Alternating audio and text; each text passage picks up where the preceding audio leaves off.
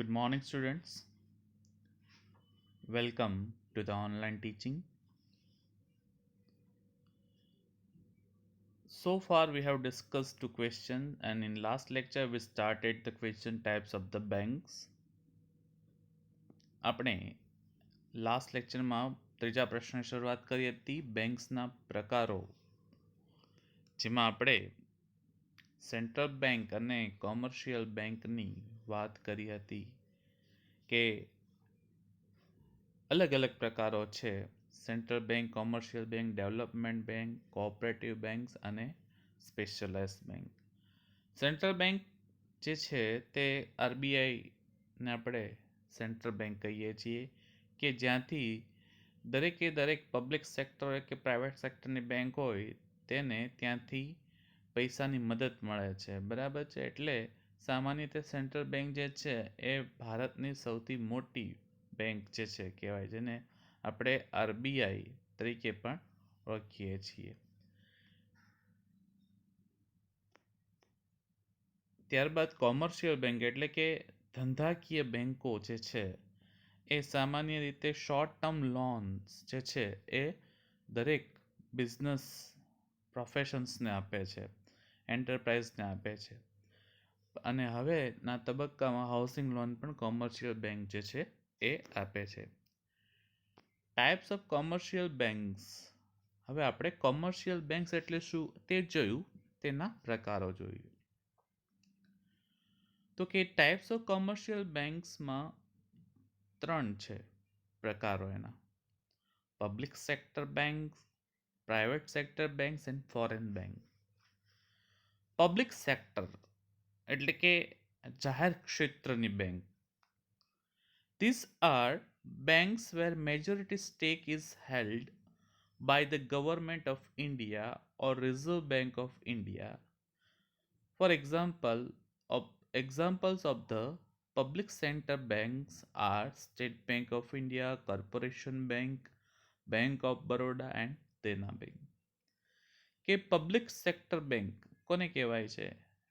તો કે these are the banks where majority stake is held by the government of India or the Reserve Bank of India. કે આ બધી બેંકમાં majority એટલે કે મહત્તમ હિસ્સો જે છે તે રિઝર્વ બેંક ઓફ ઇન્ડિયા અથવા તો ગવર્મેન્ટ ઓફ ઇન્ડિયાનો તેમાં રહેલો હોય છે.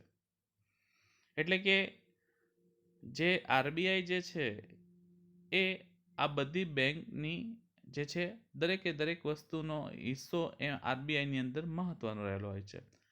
કારણ કે આ બધી રાષ્ટ્રીયકૃત બેંક કહેવાય છે, અને એક રીતે એને આપણે નેશનલાઇઝ બેંક પણ કહીએ છીએ. તો bank of Baroda, Dena bank, corporation bank, state bank of India આ બધા જે છે એ પબ્લિક સેક્ટર બેંકનો પ્રકાર છે. ત્યારબાદ પ્રાઇવેટ સેક્ટર્સ બેંક. પ્રાઇવેટ એટલે કે ખાનગી ક્ષેત્રની, બરાબર. જાહેર ક્ષેત્રની બેંક હતી તે આપણે જોઈએ. હવે ખાનગી ક્ષેત્રની બેંક એ પણ કોમર્શિયલ બેંકના એક પ્રકારમાં આવે છે. In case of private sector banks, majority of share capital of the bank is held by private individuals.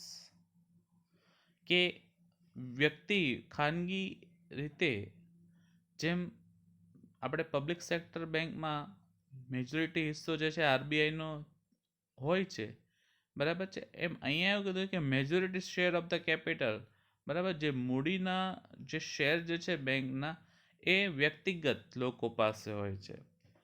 These banks are registered as company with the limited bank are held by private individuals. અને આ bank જે છે એ ખાનગી ક્ષેત્રે જે છે register કરવામાં આવેલી હોય છે. These banks are registered as companies with limited liabilities.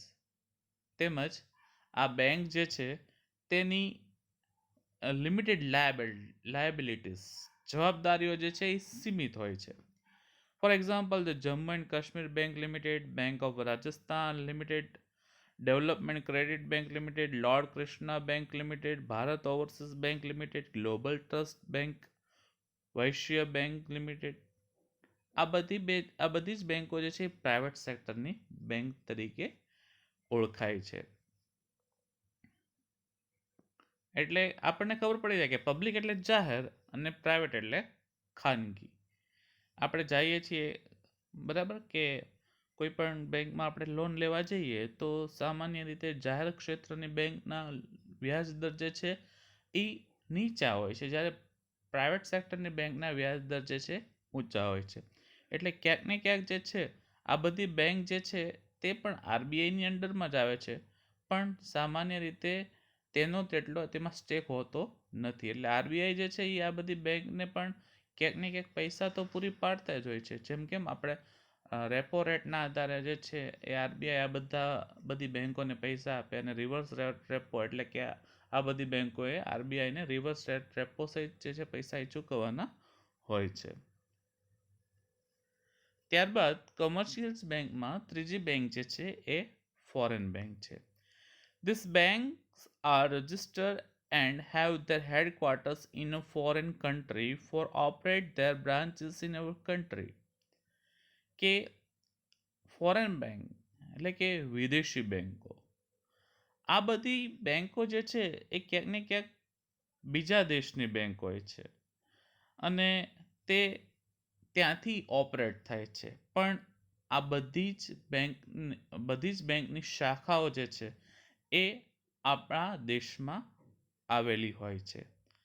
Some of the foreign banks operating in our country are Hong Kong and Shanghai Banking Corporation. કે તેમાંથી થોડી ઘણી બેંકો જે છે એ આપણા દેશમાં કાર્યરત છે. તેમાંની એક છે Hong Kong and Shanghai bank corporation, જેને આપણે HSBC એવી બેંક તરીકે ઓળખીએ છીએ. આપણે ઘણી બધી વખત ઘણી એડવર્ટાઇઝમેન્ટ પણ HSBC સ્પોન્સરશિપમાં હોય, બરાબર છે. HSBC બેંકની પણ એડવર્ટાઇઝમેન્ટ ઘણી બધી વખત આવતી હોય છે. ત્યારબાદ Citibank, American Express bank, Standard and Chartered bank, Greenlands bank etcetera. આ બધી જે છે એ ફોરેન કન્ટ્રીની બેંકો છે. The number of foreign banks operating in our country has increased since financial sector reforms of 1991. જ્યારથી નાણાકીય ક્ષેત્રમાં 1991થી સુધારો આવ્યો છે, ત્યારથી સતત ફોરેન બેંકો જે છે એ આપણા દેશમાં વધતી આવી છે. એટલે ઘણી બધી ફોરેન બેંકો જે છે એ અત્યારે હાલ તબક્કે જેટલા આપણે નામ લીધા તેટલી તો કાર્યરત છે જ તે, પણ તે સિવાય 1991 પછી પણ ઘણી બધી ફોરેન બેંકો જે છે એ આપણા દેશમાં કાર્યરત છે.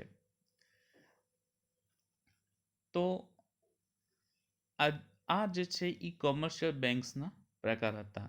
હવેના આપણે નેક્સ્ટ લેક્ચરમાં આગળ જે છે એ ત્રીજી બેંક એટલે કે ડેવલપમેન્ટ બેંક વિશે માહિતી મેળવશું.